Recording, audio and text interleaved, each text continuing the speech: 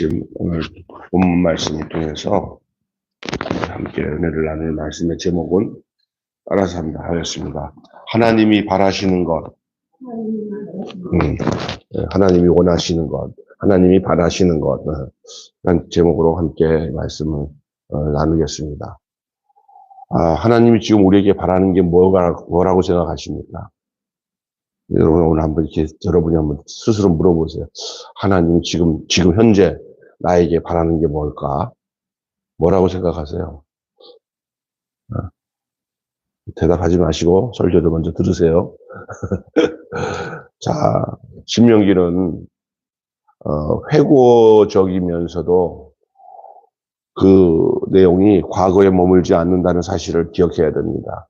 지금 이 모세가 지금 죽기 직전에 가나안 땅에 들어가기 전에 백성들에게 지금 긴 모압 평지 설교를 하고 있어요. 모압 땅 앞에서. 그래서 그게 무슨 내용을 가지고 얘기하겠어요? 지나온 이야기들, 광야 생활 속에서 함께 했던 하나님, 그리고 백성들의 모든 삶의 그 질고들, 어려움들을 회상하면서 지금 전해주는 거예요. 여러분, 저 친구들 만나가지고 앉아가지고 차 마시고 뭐 식사하다가 옛날 얘기하면 재밌죠. 뭐 옛날에 있었던 얘기하듯이.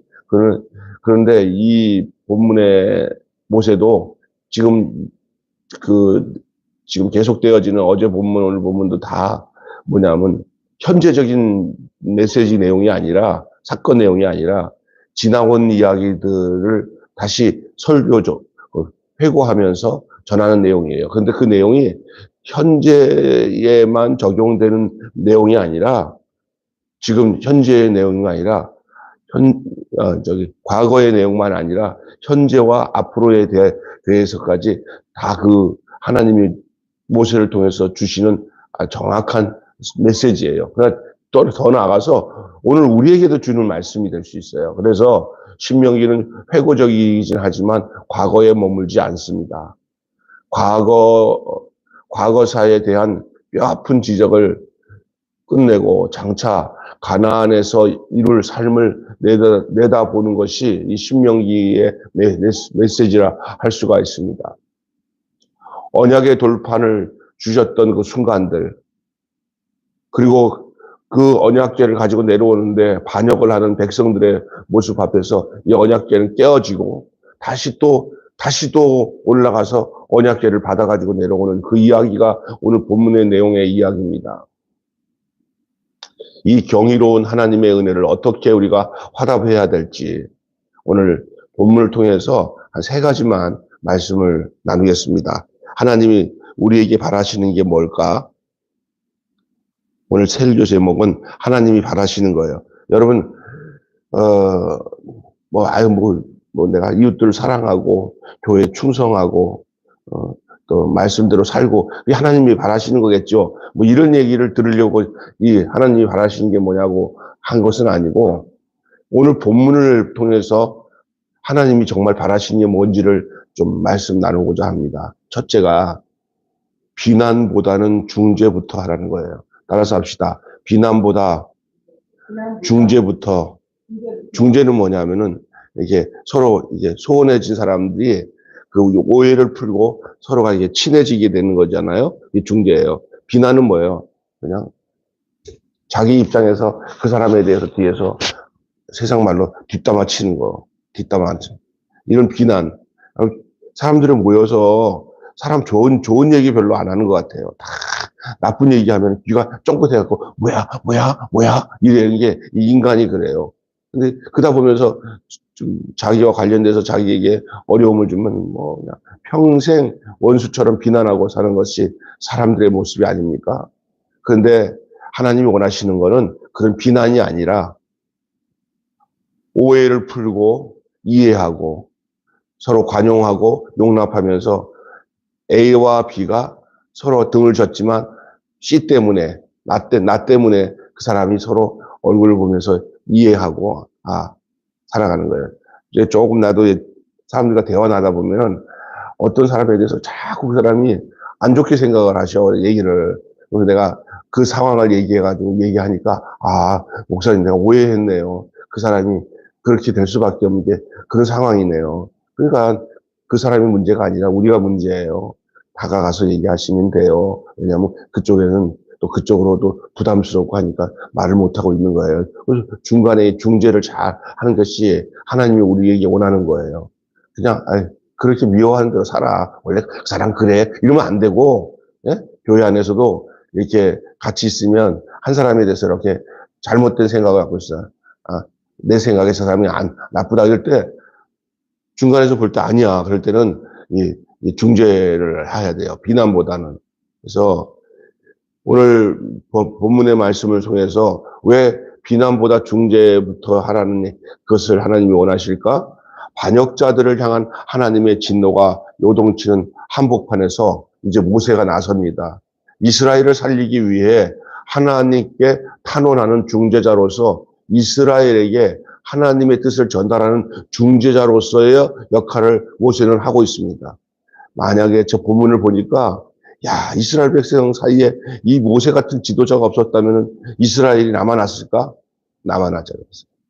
모세라는 지도자가 있었기 때문에 하나님과 이스라엘 백성들의 중보자가 되어서, 이 중개자가 되어서, 어떨 때는 하나님이 성질이 나가지고, 막 그럴 때, 하나님 나한테 말씀해 보세요. 내가 임마, 쟤네들 보니까, 화 뒤집어진다. 저것들은 어떻게 하냐니까. 그러면 모세는 백성들의 입장에서 하나님, 좀 생각 좀 해보세요. 여기서 이 백성들을 죽이면은 저 이방 백성들이 어떻게 생각하겠습니까? 하면서 또 하나님 앞에 백성들의 입장을 또 이렇게 얘기해오고 또 백성들 앞에 가서는 또 그 어미하신 하나님에 대해서 우리 하나님이 너희들에 대해서 이렇게 생각하시는데 니들이 이럴 수가 있느냐 하면서 이 중간에 있는 이 모세의 역할은 이 백성들과 하나님 사이에서 이 가교 역할을 하면서 중재 역할을 하는 거예요. 어쩌면 우리가 이 세상에 믿지 않는 사람과 하나님 사이에 중재자 역할을 하는 것이 우리의 사명인 줄로 믿습니다. 아멘. 집안에도 이런 게 있어요. 지혜로운 딸이 있어. 엄마 아빠가 서로 사이가 안 좋아. 그런데 그 딸이 중간에서 엄마한테 가서 아빠 좋은 점 얘기하면서 그래서 좀 엄마가 마음 상한 거를 아빠 좋은 점을 얘기하면서 없는 얘기라도 쭉 끌어들여가지고 엄마 아빠가 하잖아. 좋은 얘기를 해. 그러면 그러니? 아빠가 그래? 그러면서 별꼴이다 하면서 저렇게 받아들여. 그런데 또 아빠한테 가고도 엄마가 본심으로 그런 게 아니야. 아빠가 그러면 내가 잘못. 그 중간 역할 잘하는 지혜로운 딸이 있으면 이 가정이 이렇게 또 문제가 해결되잖아요. 이런 것이 중재예요. 우리 예수 믿는 사람들이 이 세상에 믿지 않는 사람들을 가지고 이 하나님 앞에서 그냥 똑같이 그냥 다 죽일 놈들하고 그러면 안 돼요. 하나님 앞에 하나님 이 사람들을 좀 불쌍히 여기셔서 이 사람들이 당신에게 은혜를 받을 수 있도록 하나님 조금 더 인내하시고 참아주시면 안 돼요 하고 중간 역할을 하면서 우리가 심판받을 이 세상을 향해서 우리 땀시 하나님의 진노가 더 머물지 않고 하나님의 긍휼과 사랑이 전달되어진다면 이게 우리가 중보자 역할을 하는 거예요. 이걸 뭐라고 그랬냐면 따라서 합시다. 다리를 놓고 벽을 허무는 것. 예, 다리를 놓고 벽을 허무는 사역이 중재 역할이에요. 그래서 지금도 울타리가 되어주고 다리를 놓는 이들을 통해서 공동체가 서는 거예요.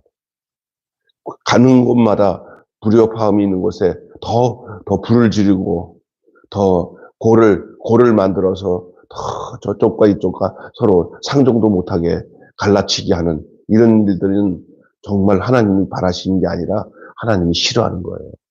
하나님이 좋아하는 건 뭐냐? 서로 멀리 서로 안 볼 사람들이 서로 다시 오해를 풀고 하나가 되도록 하는 거. 그래서 비난하지 말고 중재부터 하세요. 혹시 나는 비난하는 스타일인가? 중재하는 스타일인가?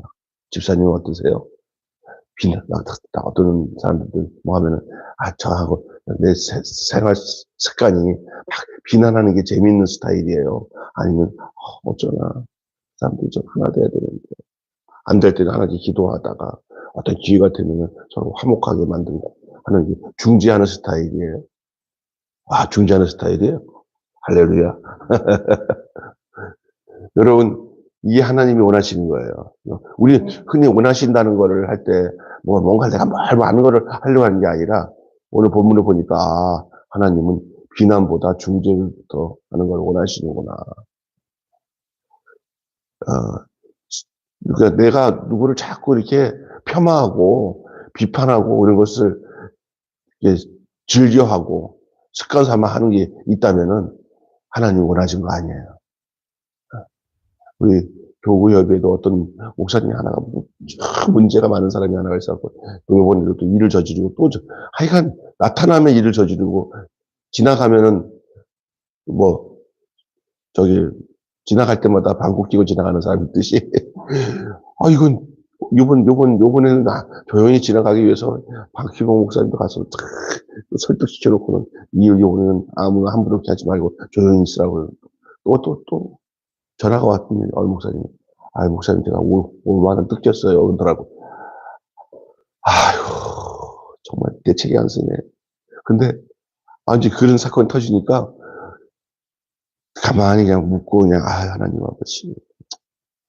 내가 그냥 조용히 기도하고, 머물면서, 그 사람 어떻게 할 수도 없네요. 이러면 되는데, 누가 이제 그 얘기 하니까 또 그거에 대해서 다른 사람한테 전화해서, 목사님, 또 들었어요? 그 사람 또 그래요. 근데 내 마음이 그렇게 하고 난데 불편하더라고.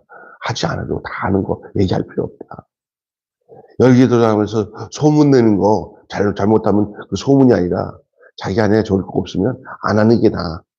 비난. 예? 나는 소식 알려주려고 한 건데요. 소식 알려주지 무슨 소식 알려줘. 그 안에 비난이 있는 거지. 안 하는 거는 안 하는 게 나아. 그러면 교회도 그런 거예요. 자기는 아무 잘못 없는다고 그러는데 소문을 퍼뜨리고 다니면서 자기 나름대로 중재한다고 하는데 중재가 아니라 뭐 하고 다녀? 비난하고 다니는 그런 사람들이 있어요. 그러면서 또 누가 그 사람이 그런 얘기하고 난다고 비난한다고 다니면 내가 그런 적이 어디냐고 하면서 이게 다투게 되는 거예요. 그럴 때는 중재하는 사람들의 특징이 뭐냐? 중재하는 사람은 기도부터 먼저 합니다. 아멘. 그리고 대부분 남의 허물과 어려움이 있으면 입 다물고 있어요. 가만히. 믿습니까? 따라서 합시다. 내가 눈으로 보기 전에는 귀로 들은 것은 말하지 않는 게 좋다. 아멘. 네.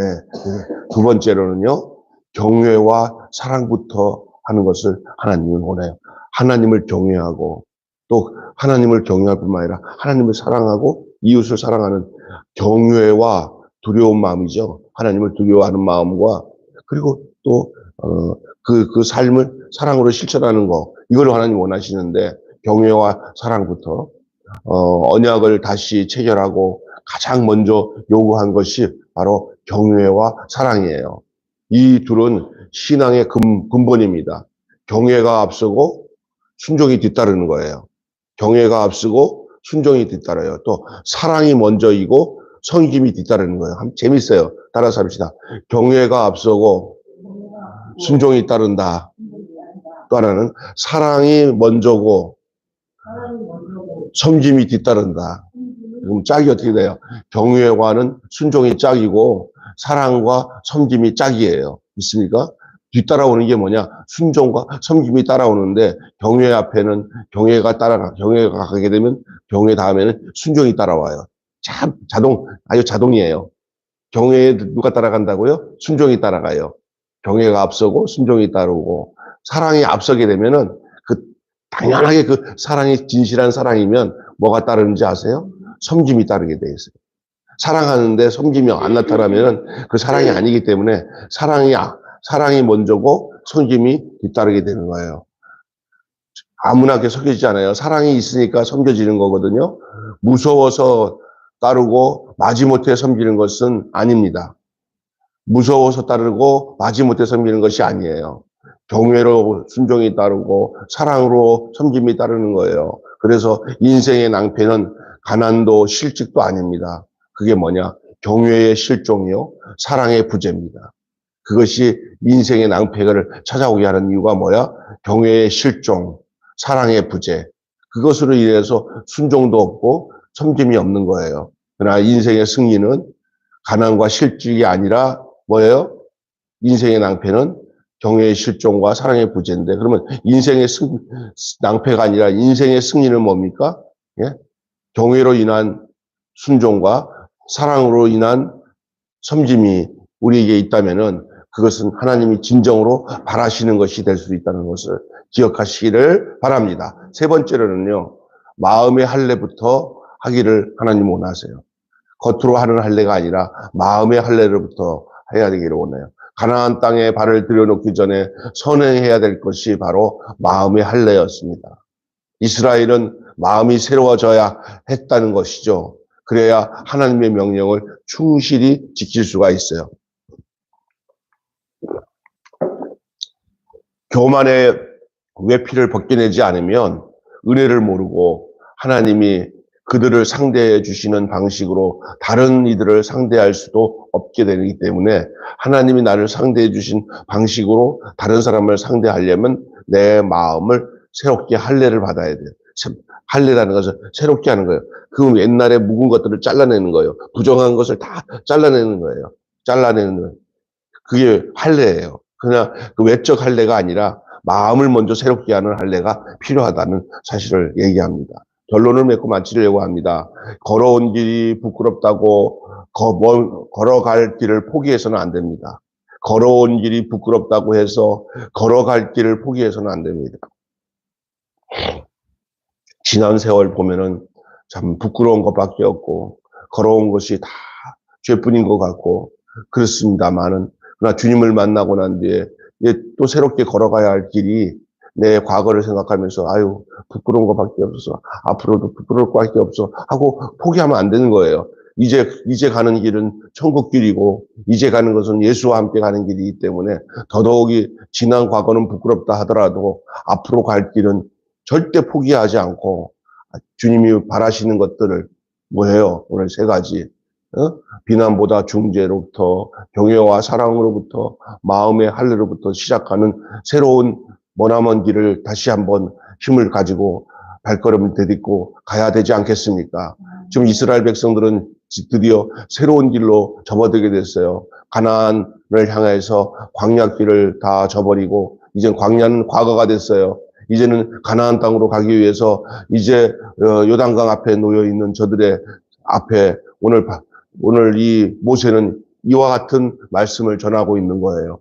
비난보다 중재할 때이고 경외와 사랑을 회복할 때이고 마음의 할례가 필요할 때가 바로 이때다고 이 모세는 백성들에게 지금 전하고 있는 거예요.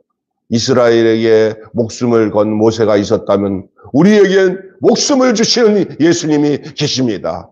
예수님과 함께 다시 시작하십시오. 다시 다짐하십시오. 그리고 지나간 모든 세월들을 부끄럽게 생각하지 말고 그것도 다 필요했다라는 데서 연단해 오신 과정이고 이제 부끄러움을 뒤로 다 던져버리고 앞으로 걸어갈 길을 향해서 하나님이 원하시는 거 오늘 이 내용들 비난보다 중재, 경외와 사랑을 회복하고 마음의 할례가 필요함을 알고 나아가는 저와 여러분이 되시기를 주님의 이름으로 축원합니다. 한마디로 마치겠습니다. 신앙이 선행되지 않으면 신앙이 선행되지 않으면 인생의 퇴행을 반복할 수밖에 없다. 시작. 신앙이 선행되지 않으면 인생의 퇴행을 반복할 수밖에 없다. 오늘 하나님이 바라시는 이것들이 우리에게 이루어지면 우리가 다시 과거가 계속 반복되면 안 된다는 거예요. 광야 생활이 무슨 의미인지 아세요?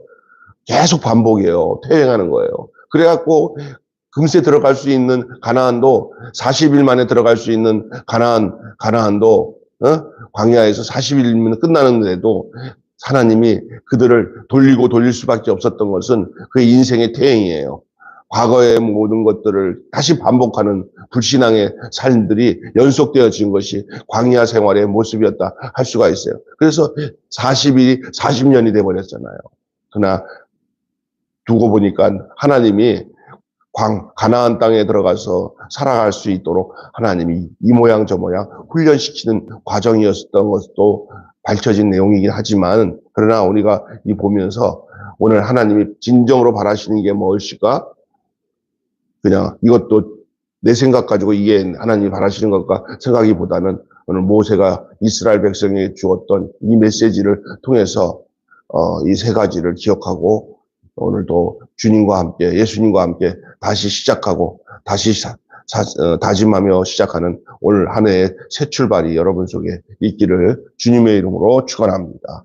기도하겠습니다. 하나님 아버지, 은혜를 감사합니다. 그렇습니다. 모세가 이제 광야의 생활을 다 마치고 이스라엘 백성들 앞에 모압 평지에서 저들에게 이 신명기 말씀을 전하면서 이제 저 광야 길을 지나간 광야길, 과거의 모든 삶들을 회상하면서 그 얼마나 많은 불순종과 하나님을 대한 반역들로 인하여서 백성이 고반 다 죽어서 없어질 수밖에 없는 상황 속에 모세의 간절한 간구와 도구와 중보로 인하여 백성을 다시 하나님이 살려주시고 가나안 땅에 들어가도록 하셨습니다. 그 사실을 모세가 증거하면서 하나님이 우리에게 원하는 게 뭐냐고 말씀하며 비난보다는 중재로부터 경외와 사랑으로부터 인하여서 순종과 섬김이 따라오는 것을 원하며 살아라고 말하고, 그리고 마음을 새롭게 하는 마음의 할례를 가지고 새로운 마음으로 저 요단강 건너 가나안 땅의 삶을 살 것을 권고하고 있습니다. 이 모세로 인하여 이스라엘 백성들이 이런 권고를 듣고 여호수아와 함께 가나안 정복을 이루는 과정인 것처럼 오늘 우리가 예수 그리스도와 함께 아마 이 땅에서 살아가는 동안에 지나간 것은 다 잊어버리고 앞을 향하여 하나님 아버지 늘 승리하며 하나님께 기쁨과 영광을 돌려드리며 살아가는 복된 저희들 되어줄 수 있도록 인도하여 주시옵소서. 걸어온 길이 부끄럽다고 걸어갈 길을 포기해서는 안 되고, 우리가 비난과 중재를 할 때이며 사랑과 경외와 사랑을 회복할 때이고 마음의 할례가 필요할 때인 줄로 믿습니다. 이스라엘에게 목숨을 건 모세가 있었다면 우리에게는 목숨을 주신 예수님이 계신다는 사실을 잊지 않고 오늘도 우리의 인생길을 주님과 함께 동행하며 살아가는 승리하는 성도들이 되게 하여 주시옵소서. 우리 주 예수 그리스도 이름으로 기도하옵나이다. 아멘. 주님 가르친 기도를 마치겠습니다. 하늘에 계신 우리 아버지, 아버지의 이름을 거룩하게 하옵시며 아버지의 나라가 오게 하시며 아버지의 뜻이 하늘에서와 같이 땅에서도 이루어지게 하소서. 오늘 우리에게 일용할 양식을 주옵시고 우리가 우리에게 잘못한 사람을 용서하여 준 것 같이 우리 죄를 용서하여 주옵시고 우리를 시험에 빠지지 않게 하시고 악에서 구하소서. 나라